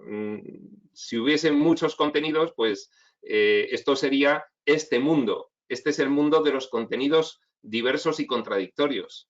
El otro mundo, el otro orden de realidad superior, es el del único contenido posible, lógicamente. Bien, al final de esas tres partes, el sueño, la aventura experiencial y el retorno, pues lo que hago es converger completamente con la idea base que fue la que causó escribir este libro, que fue llegar al biocentrismo, llegar a establecer claramente cómo una de las consecuencias inevitables de ese proceso de comprensión intelectual, asimilación, integración y comprensión profunda o asunción de valores, te lleva directamente a coincidir plenamente con los postulados del biocentrismo. Es decir, con que no puedes entender que trascendiendo a todos los camuflajes de cuerpos físicos, hay una sola conciencia, esa conciencia de la cual hablaba Alberto, que consiste aquí manifestada en esa inteligencia inconsciente que va abriéndose paso, ordenándolo todo y determinando ese progreso. No podríamos alcanzar esa asunción de valores si no entendiésemos que la conciencia no solamente está detrás de los seres humanos, sino detrás de cualquier manifestación de vida, como es evidente después de escuchar todas estas explicaciones, ¿no? No lograremos cualitativamente alcanzar una posibilidad de logro mayor hasta que no entendamos, porque no hay ninguna forma de adquirir una comprensión profunda de la espiritualidad hasta que no se generaliza en el tiempo y en el espacio, hasta que no se aplica a toda circunstancia y siempre. Hasta que eso no ocurre, no hay una verdadera asunción de esos valores. Y para que nosotros podamos finalmente asumir esos valores completamente, la generalización de ver una conciencia tras todo ser vivo es necesaria. Y eso tiene aquí unas implicaciones, porque nosotros estamos aquí de alguna forma manifestando una experiencia vital en un entorno. Y los valores deben poder ponerse de manifiesto en cualquier entorno. Y en este entorno tendremos que poner de manifiesto esos valores y tomar al final cada uno una posición individual congruente con esos valores. Y cada uno lo alcanzará pues cuando lo alcance, en su debido momento, porque esto es un proceso interno que cada uno va siguiendo de aprendizaje. Esto es como salir de la más absoluta esquizofrenia e ir recuperando poco a poco la lucidez. Es un proceso arduo, es un proceso complejo, pero lógicamente ya desde aquí podemos atisbar el final. Y el final es que tendremos que considerar que todo lo que sea una manifestación de vida, de forma trascendente, es lo mismo, es esa conciencia. Y no podemos asumir unos elevados valores si pretendemos realizar divisiones y exclusiones dentro de lo mismo. Y cuando alcancemos ese elevado significado de este concepto que estamos ahora mismo dando, por fin lograremos integrar ese valor divino del amor, que es el único que podrá finalmente hacer que creemos a un Dios, a ese ser supremo que somos todos nosotros cuando por fin nos igualamos con todos esos valores y que finalmente permita a este mundo pues retroceder, disolverse y extinguirse y hacerlo en total paz, tanto a nivel físico como a nivel mental, como a nivel de valores, dado que esos tres niveles, físico, mental y de valores, en este mundo que nosotros estamos viviendo, pues ya vemos que es manifiestamente imperfecto, relativo, insatisfactorio, por no hablar, echando un vistazo, como he dicho, a lo largo de la historia y a lo ancho del mundo, de absolutamente dramático, ¿no? Hay una forma de describir desde la espiritualidad profunda lo que es este orden de realidad inferior, y es decir claramente que se realizó para tener la experiencia del sufrimiento, por curiosidad, ¿no? Y efectivamente, pues así es. Lo único que se realizó de una forma tan sofisticada y tan encantadora que nos llegó a generar a los que accedimos a este nivel de realidad inferior, pues un enloquecimiento. Un enloquecimiento, por otra parte, evidente, porque siempre que pasas de la realidad a la ficción, pues lógicamente no puede tener consecuencias mentales de cordura, ¿no? Esa involución, ese enloquecimiento, pues es lo que ahora mismo se pone de manifiesto como una fuerte resistencia, como un gran obstáculo a esa progresión, y en ese camino estamos. Bien, yo la verdad es que como en esta sede en la que estamos dando esta charla, los que provenís de estar iniciándoos o estar ya iniciados en las cuestiones de la espiritualidad, poco más puedo añadir que no me oigáis decir diariamente. Creo que aquí lo más relevante era escuchar esa originalidad de la proposición que hacía Alberto, y lo que sí voy a pasar ahora directamente es, y luego le voy a dar la palabra a Alberto porque Alberto también se le ha escapado. Voy a hablar bueno, no del coronavirus, sino de esta situación que estamos ahora mismo viviendo y qué depara para el futuro, ¿no? Ahora hay muchas personas, muchos estudiosos, muchos practicantes de la espiritualidad, muchos filósofos, muchos pensadores que están aventurando que estamos en un pico del diente de sierra de la evolución. Diente de sierra de la evolución, pues tiene progresos y retrocesos, y entonces va así, va como avanzando y retrocediendo, ¿no? ¿Por qué se retrocede? Pues porque para poder avanzar más tiene que haber una retrocesión, porque si no, nuestro estado mental es tan relativo, tan limitado y tan enloquecido que no podríamos hacer un retorno lineal de una sola vez. No estamos capacitados para ello. Esto se puede observar también pues, en la evolución de las especies, ¿no? Para conseguir llegar al Homo sapiens, pues hubo muchas idas y venidas en la evolución y muchas especies que surgieron para contribuir precisamente a esa carrera que llegó finalmente a generar una especie definitivamente inteligente y capaz de realizar una decisión moral, pero muchas especies se extinguieron por el camino, porque realmente pues era como una especie de escalones para ir construyendo, ¿no? Bueno, nuestra progresión, a nuestra progresión le ocurre lo mismo, es decir, en la espiritualidad el propósito finalmente es el aprendizaje que tenemos que realizar todos para poder realizar esa convergencia que tan originalmente explica Alberto y que forma parte de la tradición espiritual. Pero para poder realizar esa convergencia, pues lógicamente tenemos que aprender desde unas bases bastante hostiles al aprendizaje, y eso hace que pues de vez en cuando necesitemos catarsis. Esta es una mini catarsis, ¿no? Una gran catarsis fue, pues, por ejemplo, la Segunda Guerra Mundial. Ahí se vio que después de la Segunda Guerra Mundial comenzaron a surgir los organismos supranacionales, surgió pues la Sociedad de Naciones después de la Primera Guerra Mundial, luego surgió la ONU, luego surgió la Unión Europea, y todo eso puso fin a las grandes guerras mundiales. Es decir, para poner fin a las grandes guerras mundiales tuvo que haber una última gran guerra mundial, ¿no? Nosotros estamos ahora mismo en un momento de cambio.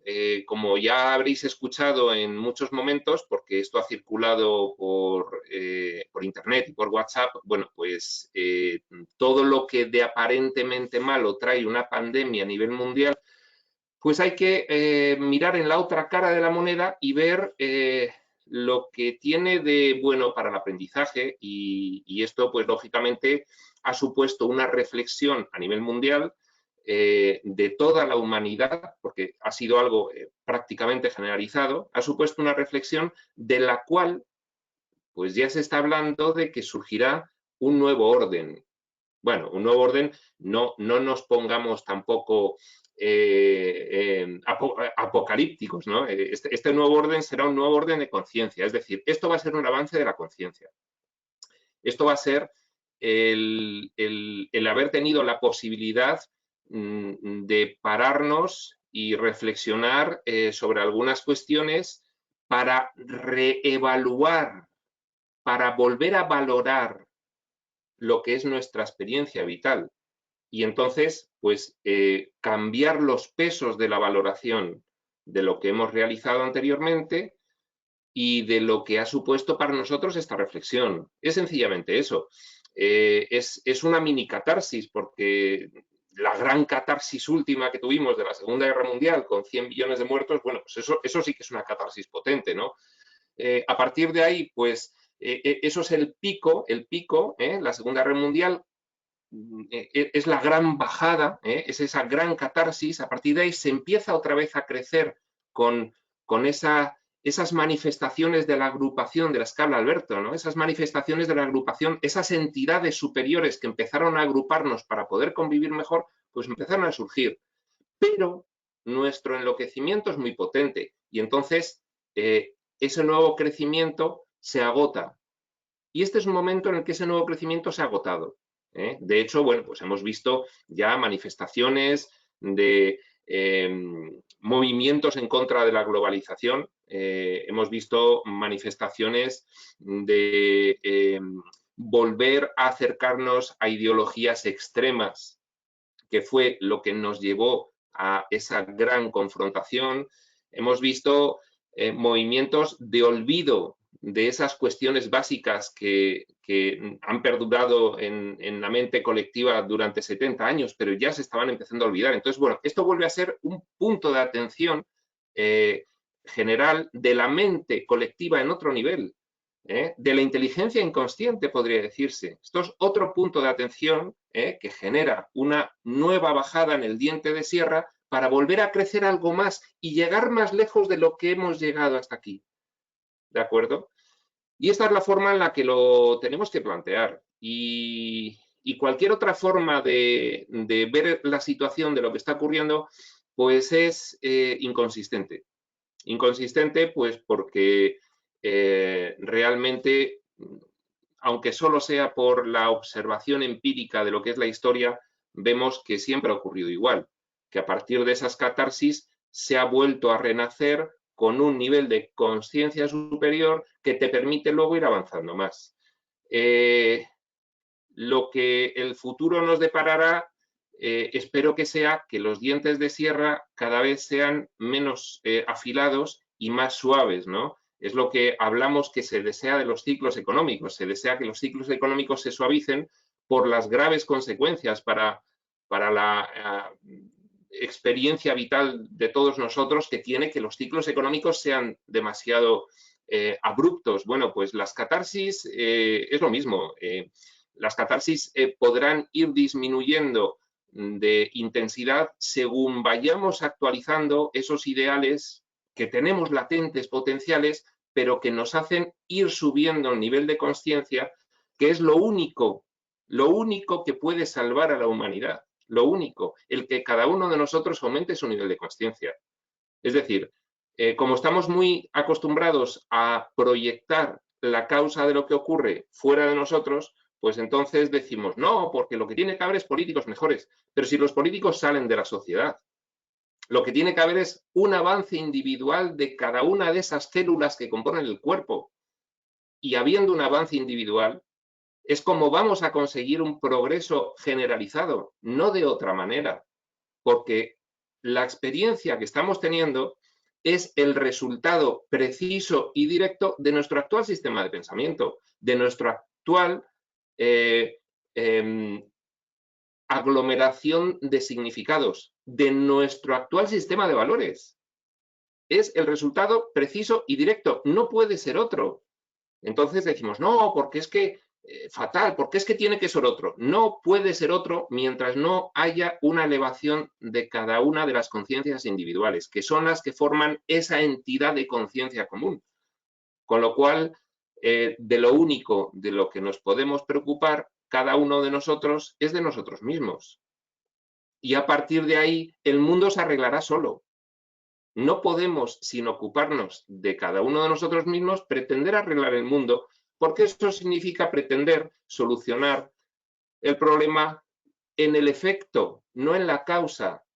Con lo cual, como mucho, lo que podremos hacer será poner parches que oculten la solución real. Y sabiendo ya que el problema se soluciona en la causa y que la causa está en cada una de nuestras mentes, que aquí siguen aparentando ser individuales y estancas, pues entonces la espiritualidad, el biocentrismo, cobran un papel muy relevante. Como decía Andrés hace poco, bueno, comentando conmigo, pues Andrés también está escribiendo otro libro y comentando sobre estos libros que, como bien sabe Alberto, pues se venden poquísimo porque lógicamente pues a la mayoría de la gente lo que le parece todo esto son charaduras y tal, ¿no? Y entonces comentaba Andrés conmigo que algún día estos libros serían bestsellers porque la gente empezaría a darse cuenta de que no hay otra forma de progreso material, moral, espiritual, que el progreso individual, porque somos esas células de ese cuerpo. Si las células no están bien, el cuerpo no puede estar bien. Bueno, pues tenemos que estar bien cada uno de nosotros.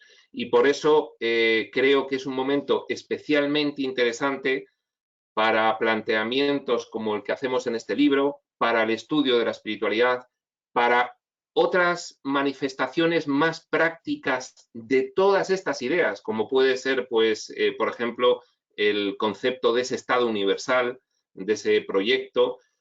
Y bueno, pues también creo que cobra especial interés todas las manifestaciones prácticas, al igual que estado universal, que podemos ver ahora mismo en el mundo y que son reflejo de ese aumento de conciencia individual.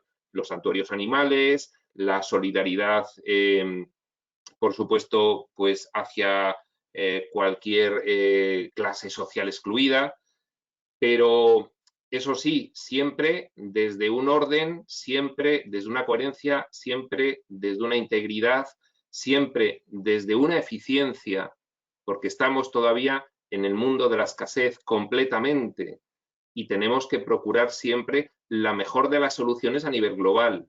No debemos pendular. El problema de las aplicaciones prácticas es que si no se contempla una aplicación práctica global, lo único que se hace es que unos tiren de un extremo de la cuerda y otros de otros. Y entonces estamos con el péndulo. El péndulo este, que lo vemos claramente en esa polarización ideológica que ahora mismo sufrimos en el mundo y que no nos lleva a ningún lado. Y que tenemos que trascender. Y que tenemos que darnos cuenta de lo que es. Y que tenemos sencillamente que aplicar el sentido común para ver una solución global. Y la solución global no va a ser tirar de un extremo mucho en detrimento del otro o de este en detrimento de este. La solución global tiene que pasar por un orden de solución superior y no vamos a poder alcanzar un orden de solución superior si nosotros no alcanzamos un orden de conciencia superior. Y bueno, pues esa es mi visión de la espiritualidad y el biocentrismo en esta nueva catarsis. Creo que va a tomar pues mucha relevancia a todas estas cuestiones. Creo que el acercamiento a la filosofía convergente a la espiritualidad, como es el biocentrismo, pues va a ser cada vez mayor y espero que luego el recuerdo de todo esto nos dure algo más que estos 70 años de recuerdo que hemos tenido, que, bueno, pues desafortunadamente a muchos pues se les ha olvidado. Y bueno, voy a dejar que Alberto hable un poco de la proyección en este momento y en el futuro inmediato de todas estas cuestiones, si quiere decir algo, y si no, pues yo doy por concluida la sesión. Entonces, Alberto, ahí te dejo que hables un poco de lo que consideres. Bien.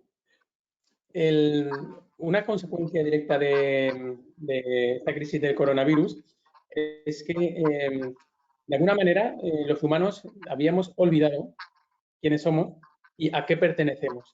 Habíamos olvidado el orden que estamos ocupando en el mundo y por qué ocupamos ese orden. Es decir, los humanos no somos algo. Fijaos, en un libro de ciencia, un niño, ¿sabéis lo que aprende? Aprende que están los humanos y los animales, ¿no? Por ejemplo. Y esto es un error de base, porque los humanos somos animales. Pero los niños crecen creyendo que no somos animales, que los animales son animales y los humanos no somos animales. Parece una tontería, pero eso nos aleja. Parece que está el mundo de los humanos y el resto del mundo. Mientras los problemas del mundo no nos afecten, obviamente podemos creer en esa separación, en la que nos estamos nosotros los humanos en nuestra civilización humana y el resto del mundo en sus bosques o sus historias que tienen. Y aquí, lo interesante, quiero decir, la consecuencia directa que tiene la crisis del coronavirus, no es que sea bueno, obviamente, digo que es interesante porque es un caso de estudio interesante, es que ahora los problemas de ese mundo de fuera de repente nos han afectado y eso nos recuerda que, ojo, es que nosotros no somos algo separado de ese mundo de fuera. O sea, hemos creado aquí edificios, hemos creado un límite, creamos ciudad, hemos creado nuestras carreteras, lo mismo, y estamos afectados por los mismos problemas. Generalmente cuando se generan problemas, sucede que se ponen en marcha los mecanismos de ayuda horizontal entre fragmentos, entre los seres humanos. Son la empatía y la compasión. La empatía y la compasión. La empatía es resumiendo, sería la capacidad de ponerme en el lugar de otro y experimentar su dolor, y la compasión será actuar para mitigar ese dolor. Así que, tras esta crisis de coronavirus, una cosa interesante, bueno, una consecuencia es que se van a activar esos mecanismos que, como decía Iván, después, si durante 70 años no ha habido problemas que asolen a los humanos, por lo tanto, siempre es más empático quien ha sufrido es más empático con el sufrimiento que no. Quien no ha sufrido, y como civilización no hemos sufrido, es muy difícil empatizar con el dolor de otras civilizaciones, pero sobre todo de otras especies. Entonces, ahora mismo vamos a poder empatizar muchísimo más con el sufrimiento, con las enfermedades que asolan a otras especies, y todo este tiempo, desde la Segunda Guerra Mundial, que fue, digamos, la gran tragedia que afecta a la humanidad como especie, hasta ahora, bueno, pues ahora mismo ya estamos en otro punto, que es mucho más cerca de poder empatizar, mucho más cerca de poder recordar quiénes somos, a dónde pertenecemos. O sea, que el hecho de que no estemos ahora en el mundo natural es por elección propia, no es una imposición divina. Lo hemos elegido así, lo hemos construido así durante muchos años, y eso lo hemos construido así, que no nos gusta que el coronavirus nos haga daño. Entonces tenemos que plantearnos, si no me gusta que el coronavirus me haga daño, ¿por qué tengo que pensar que ahora, perteneciente a otra especie, le tiene que gustar? Si yo he creado toda esa infraestructura que salvaguarda mis intereses y lo de mi especie, ¿por qué no puedo proyectarlo al resto de especies? ¿Por qué no puedo hacer beneficiario al resto de especies de todo lo que yo he desarrollado para mí? Espero que con la crisis del coronavirus vamos a poder recordar todo esto, vamos a poder crear una nueva escala de valores, y es probable que poco a poco vayamos incluyendo al resto de seres vivos dentro del lugar que les corresponde. Ya está. Muy bien. Esa aclaración. Pues interesante como todo tu exposición, Alberto. Bueno, pues vamos a abrir un turno de comentarios, reflexiones, preguntas, dudas, pensamientos en alto. Cualquiera que quiera preguntar algo, Alberto, a mí comentar cualquier cosa, pues queda abierta el turno de intervenciones.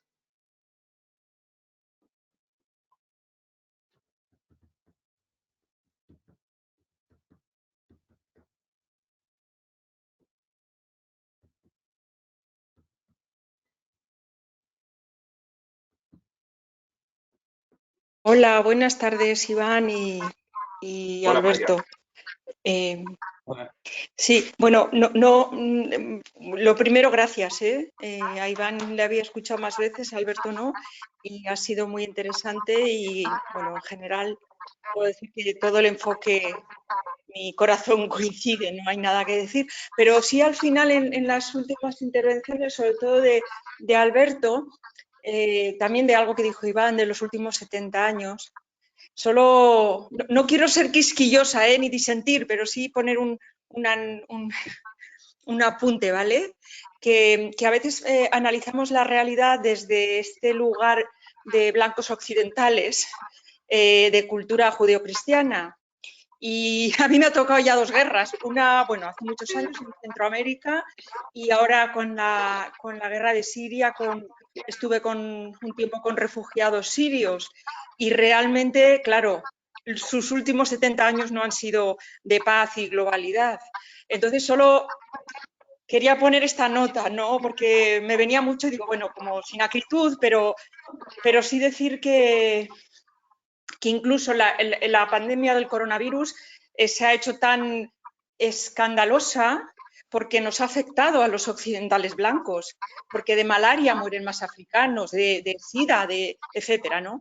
Y bueno, poner este punto porque realmente el biocentrismo, yo no sé, yo no soy nada entendida, pero como yo lo siento es todos los seres vivos, pero también igualarnos los humanos, ¿no? Bueno, solo este puntito, sin ánimo de poner ninguna pega, pero sí me venía fuerte, a lo mejor por mi propia experiencia vital. Muchas gracias. Un besito. Alberto.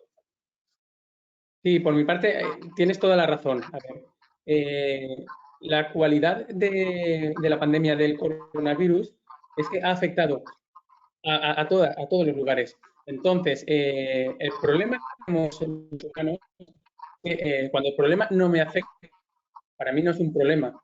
Entonces, en Europa, o en parte de Europa, o en Estados Unidos, o en muchos países, como no les ha afectado el problema, por ejemplo, de ambos conflictos que has comentado, que haya en África muriendo por enfermedades que están erradicadas, siga muriendo millones de personas, todo eso, como no toca aquí, nunca nunca va a tener las consecuencias de poder empatizar.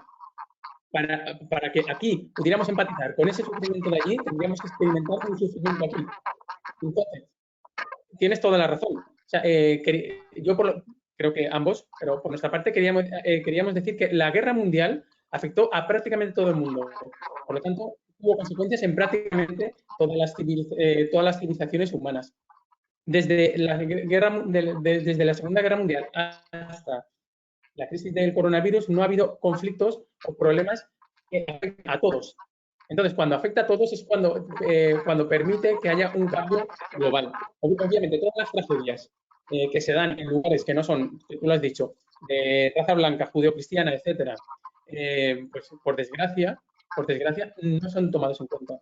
Son meras anécdotas que aparecen en los periódicos, en los telediarios, justo antes de lo importante que es el fútbol o cualquier otro asunto, que es lo que preocupa a quien no lo está pasando mal.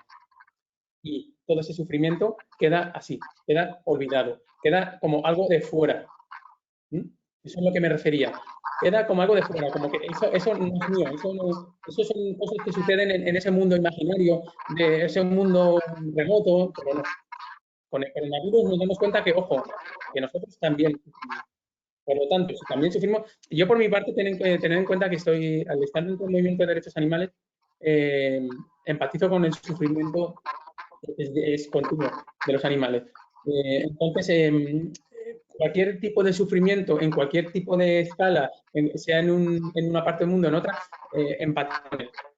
pero conozco muchísima gente que no, porque como no convive con el sufrimiento, como no le preocupa el sufrimiento, si no es el suyo, no llega a empatizar. Así que tienes toda la razón y simplemente quiero anotar que nos referimos a cuando se genera un sufrimiento global, es cuando puede haber una reacción global. Cuando se genera un sufrimiento localizado en una parte, va a haber una respuesta localizada.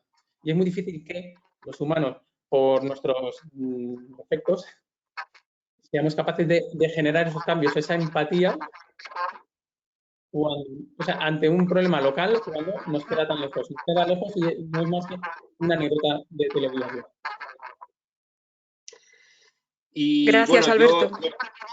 yo apunto también, Marian, que efectivamente tienes razón, suscribo también lo que ha dicho Alberto al respecto, pero fíjate que abundando en la idea del conflicto global, se ven muchas diferencias entre el mundo occidental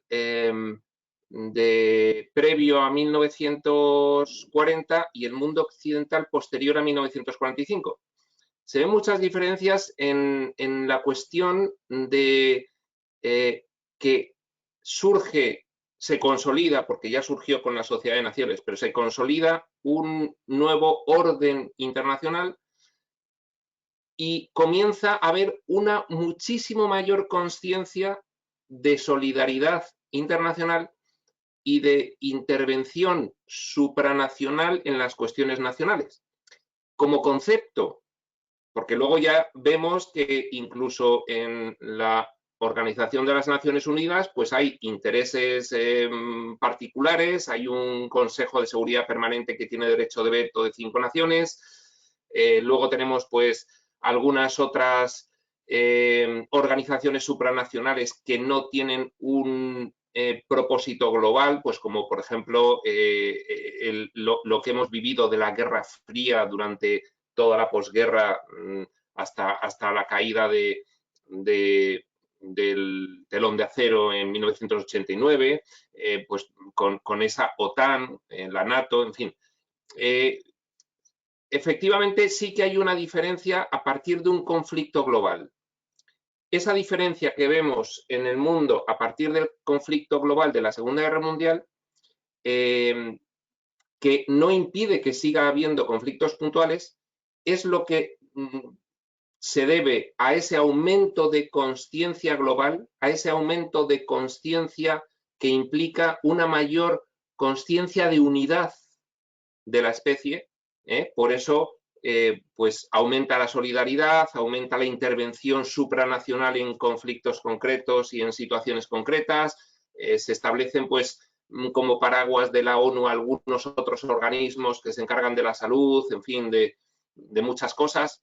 Y esto, si lo proyectas a este conflicto que ha habido también general, universal, planetario del coronavirus, estimamos que supondrá otro aumento de conciencia que se pondrá de manifiesto en no sé qué cuestiones que será lo que determine ese nuevo orden mundial, igual que surgió un nuevo orden mundial después de la Segunda Guerra Mundial, pues ese nuevo orden mundial que surgirá a partir de esta crisis del coronavirus. Esto es un poco una explicación un poquito más técnica de esto que queríamos decir. Sí, pero tú no piensas también, Iván, y lo enlazo ahora con lo del Estado universal, ¿no? Que incluso estas organizaciones supranacionales, ahora mismo, que estoy de acuerdo contigo, ¿no? El papel que han jugado después de la Segunda Guerra Mundial, pero ahora mismo muchas de ellas están también como obsoletas, como puede pasar con la Iglesia, ¿no? Por ejemplo, la OMS. Si el 82% del presupuesto de la OMS es de empresas privadas, farmacéuticas, etcétera, obviamente la voz de la OMS ante la pandemia no puede ser objetiva. ¿Por qué? Porque son muy filántropos y dan mucho dinero para las vacunas, pero van a dar con la mano derecha y recoger con la izquierda. Entonces, incluso esas, no sé, me parece a mí que también esos organismos es como que ya se están empezando a derrumbar, ¿no? Como un gigante con pies de barro. Pues evidentemente, es lo que decimos de que el progreso va en forma de dientes de sierra, porque el gran impulso que supone una catarsis, ese impulso no dura, se va atenuando hasta que llega un momento en que determina otra catarsis. Y aunque no se vea relación entre el coronavirus y ese proceso de degeneración del impulso inicial desde 1945, aunque no se vea relación entre esta nueva catarsis mundial sanitaria con el decaimiento de ese impulso, todo esto sucede a nivel de mente colectiva y lo tiene completamente.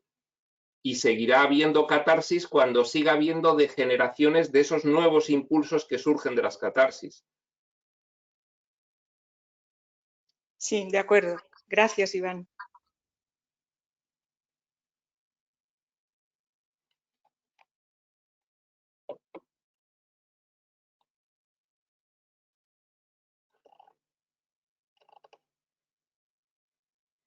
Bueno, pues más preguntas, más comentarios, más inquietudes, cualquier cosa que haya surgido en la mente que se quiera resaltar o cualquier comentario que se quiera realizar o cualquier pregunta que se quiera hacer o impresión que se quiera dar.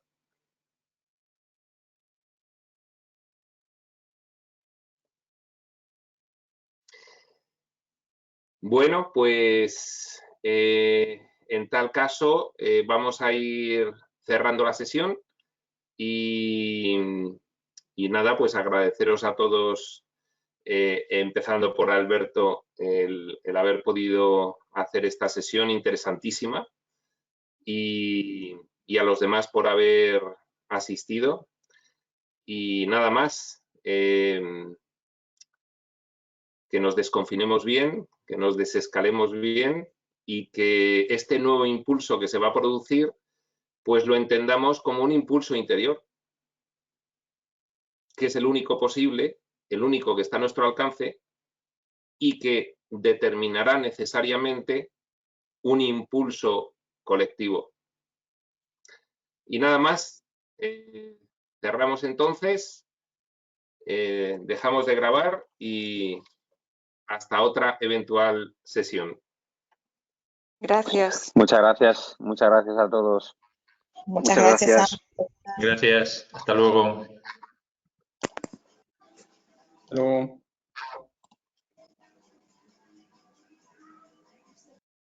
Nada, Iván. Bueno, Seguimos. Seguimos, Alberto. Gracias. Un abrazo. Vamos a hablar. Gracias, saludos.